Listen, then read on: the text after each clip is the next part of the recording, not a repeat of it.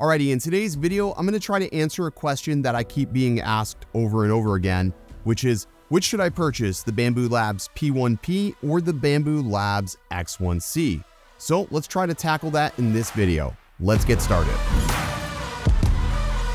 What's good, everybody? Ken here. You're watching OriginaldoBo, and I want to take this video from the perspective of somebody who is printing for profit. So what do I mean by that? You are somebody who has a 3D print farm, and you're looking to incorporate either one of these printers into your workflow. Now, I've been using Bambu Labs for over 5 months time now, and I think it was right after the second month I made the decision that I was going to purge all of my other printers just because I didn't find myself using them as frequently. I was able to print products on demand and be able to deliver to my clients a lot faster. And the print quality was really damn good. And I just felt like the tuning process of the printers were pretty effortless. So I ended up buying 2 Bambu Labs P1Ps to start off with. Shortly thereafter, I ended up getting a Bambu Lab X1 to dabble in a little bit more of that higher end materials.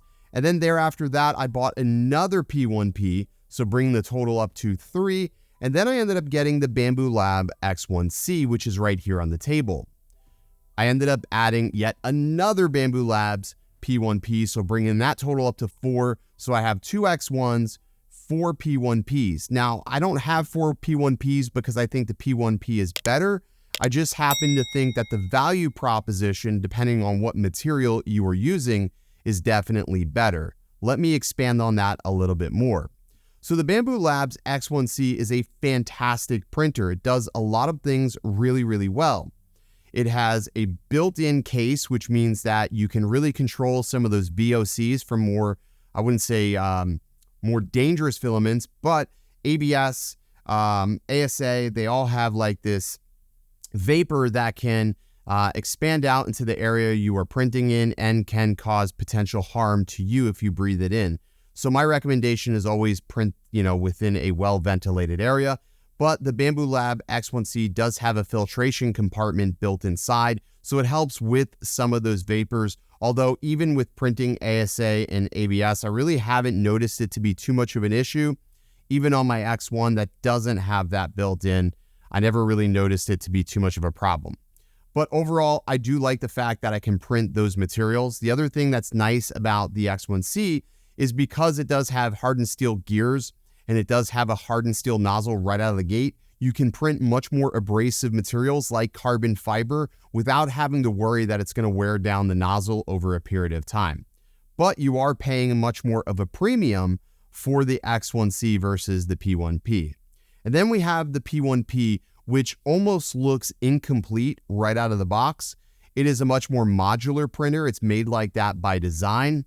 It's much more affordable at $699, or at least the time that I purchased this, it was $699, which made it very attainable, and it made the whole kit very attractive. It's basically ready to go with little to no assembly other than putting on that LCD screen. It prints the same as the X1C. However, if you want to get into materials like ASA or ABS, you will need to put this into an enclosure or get an enclosure for that, which you can print enclosures, but that's time you're taking away from your other projects if you're running a print farm to now build this into an enclosure.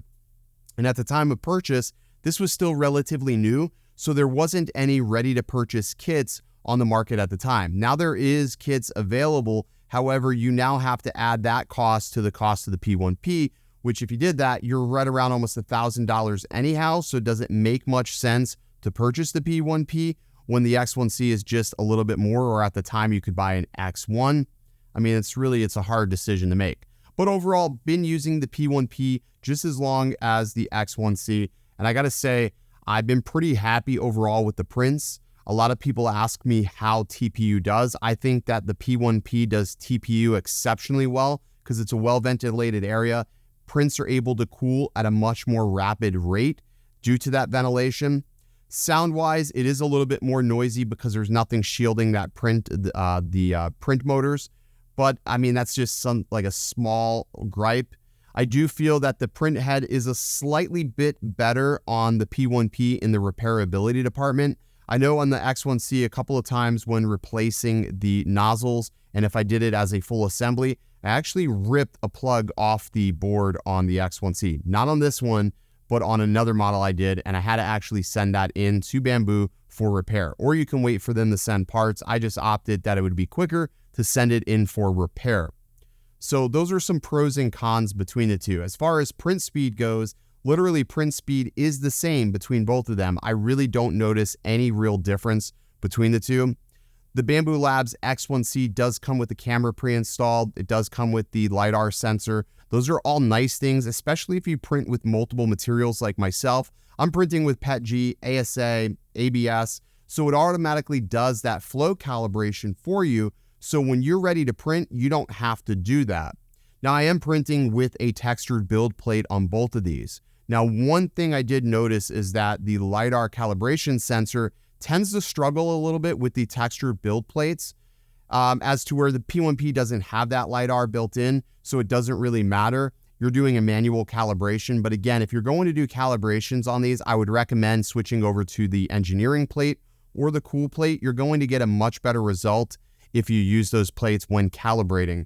Again, you're really just calibrating the flow of the filament for the different materials you're choosing, but I feel like the X1C makes that process a lot easier. Now for the P1P, I predominantly print more or less, I print PLA and I print a lot of TPU on this because it's an open enclosure and those filaments tend to do really well with a little bit more ventilation, and I find that it works incredibly well. Now this particular printer, I did not purchase the extra auxiliary fan, and I haven't really noticed that to be an issue with any of the prints that I'm printing. Like I said, I actually have TPU on this here, and that's really what I've been printing on the P1P, is just really TPU. And I think it does a fantastic job, even though that additional fan is not installed. Now on 3 out of the 4 printers, I have it installed. But again, that takes time away from what I need to do, because now I got to print out a fan holder, I have to buy the fan, I have to install the fan, which all sounds like trivial things. But when you are running a print farm, any amount of time that you have to take away from printing means that a printer is down, means that that printer is not making money. If you notice on the front of these printers, I've actually named them after strippers. Why? Because if they're not on the pole making money, they're just not making money. Don't cancel me. I mean, it's just in my mind, these are my strippers. And if they're not working, they're not making money. Yep, that's going to offend a lot of people. You're welcome. But yeah, so anyway, so anytime I take one of these down for whatever reason, like right now, just doing this video, they're not working, they're not making money. So that's something to consider. But I feel like value proposition wise is pretty heavy on the P1P, just because you can buy a lot of them. You can buy 2 P1Ps for essentially the price of one Bambu Lab X1C. But if you want to go into the much more abrasive or materials that are like ABS or ASA, which is very popular right now, you're going to want to have an X1C. So I would say if you're building out your print farm, you need to have at least 2 X1Cs depending on what materials you're printing. And this is going to depend on your print farm. Like my print farm, I've switched most of my things over to PETG. PETG prints fantastic on the P1P. TPU prints fantastic. We're making a lot of drone parts.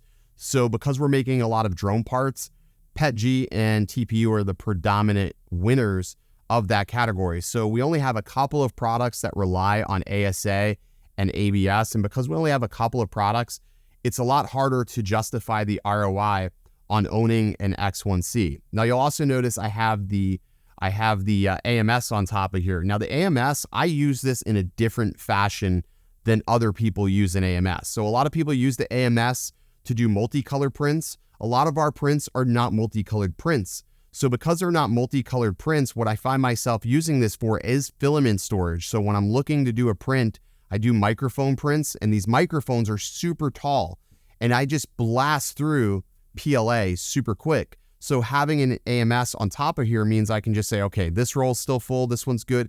All right, go to slot 2, go to slot 3, and I can just continuously print without ever having to exchange filaments.